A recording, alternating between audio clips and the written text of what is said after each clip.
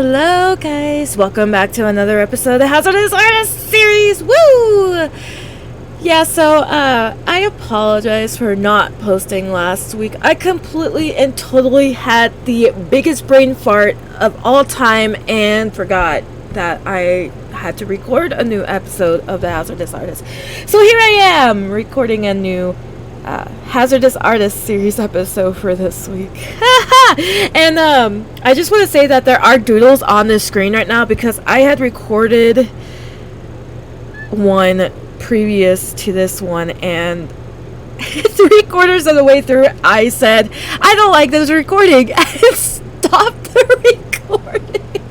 It's I do that way more often than I probably should. I've done it with Bayana when we were working on Bayana, and that's the one thing with the real time recording that happens is that I will record while I'm drawing, and if I don't like the recording, well, the drawing's still there. And most of the time I'm not gonna get rid of that drawing because what if it was really good? Like my little baby burbs, they're really, really cute and I like them and they're gonna stay. So I'm just gonna continue on from there. So yeah, I completely forgot last week that I needed to record a new Hazardous Artist, and it was literally Tuesday when I was, I guess, pretty much talking to myself and went, something seems a little bit missing, and that's when it hit me, and I was like, oops. Well, that's a thing that happened, and yeah, I wasn't gonna try and record a Hazardous Artist video when it was already noon. So, yeah, sometimes I have those moments. I have old lady moments, and that's okay. We're all growing old, so I'm old. But here I am now, and that's the important part, is that I am here. I am recording right now. I am doodling another baby burb, and that's all that needs to be. Yeah.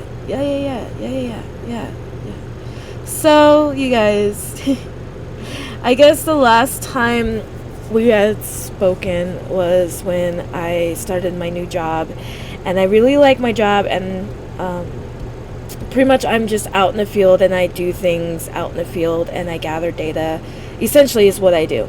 And I go through orchards quite a bit, and man, do I have some stories for you guys about some of the things that have happened to me.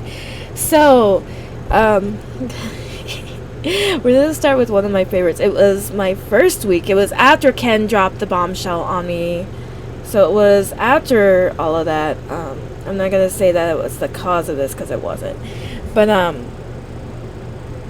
I was out in the orchard, and my boss went with me to ensure that everything that I was doing went okay, because she essentially let me loose the day prior to this. It was Friday, so Thursday she let me loose, and then she was going to just come with me to make sure that everything went okay from the previous day. So we went out there, and I was going between two trees, and I told this story, I think, on my panel protagonist stream from this last Saturday. So if you watched the panel protagonist stream, you're just going to hear this story again, because I'm not going. It's a great story for me because it's funny. So was going between the trees in the orchard. They literally had just watered their trees, so everything was super muddy. It was slippery. There's a mountain in between each row of these orchards, and I was going in between a couple of trees, going past a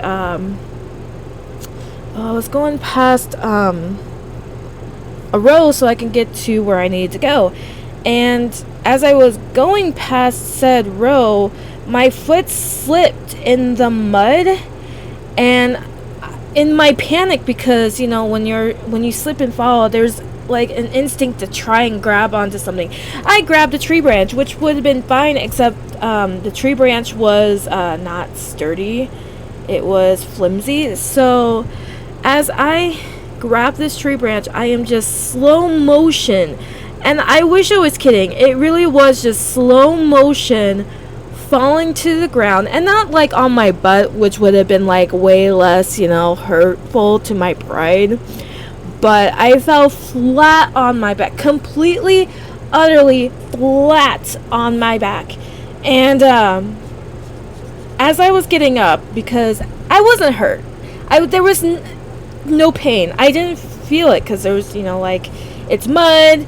I slow motion down instead of like completely like whoop bam on the ground. So there was no pain. There was absolutely no pain. The only pain I felt was, my pride.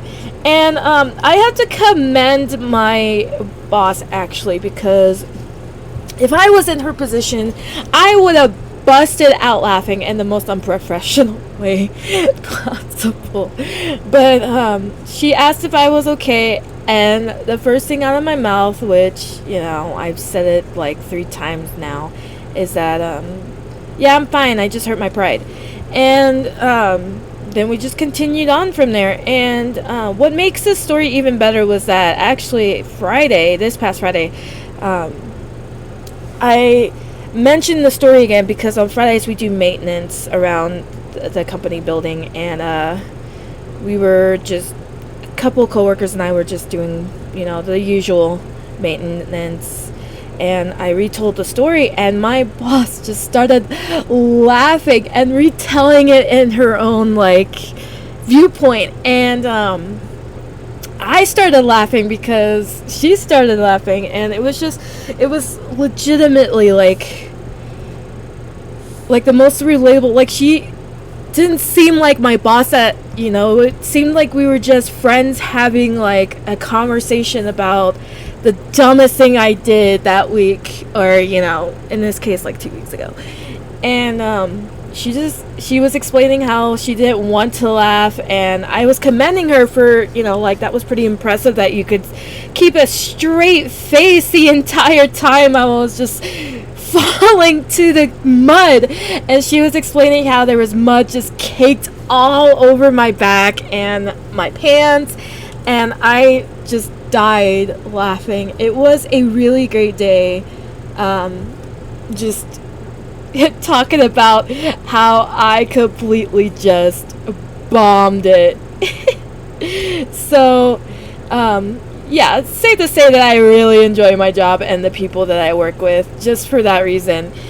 And so it was a really, really great day. And you guys, I'm gonna end it a little bit shorter today because I just wanted to tell that story and that story only because it made me laugh.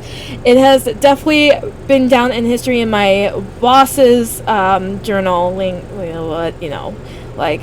her history of being one of the funniest probably this year. I wouldn't say in all her life, because I'm sure she's had other funnier moments in her life for work. Anyway, so I'm gonna end stream.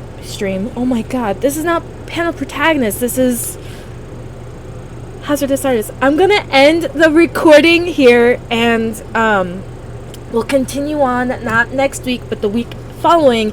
And I won't forget, it'll be on my schedule. I'll also put it as an alarm on my phone because, well, we know how my memory works on occasion.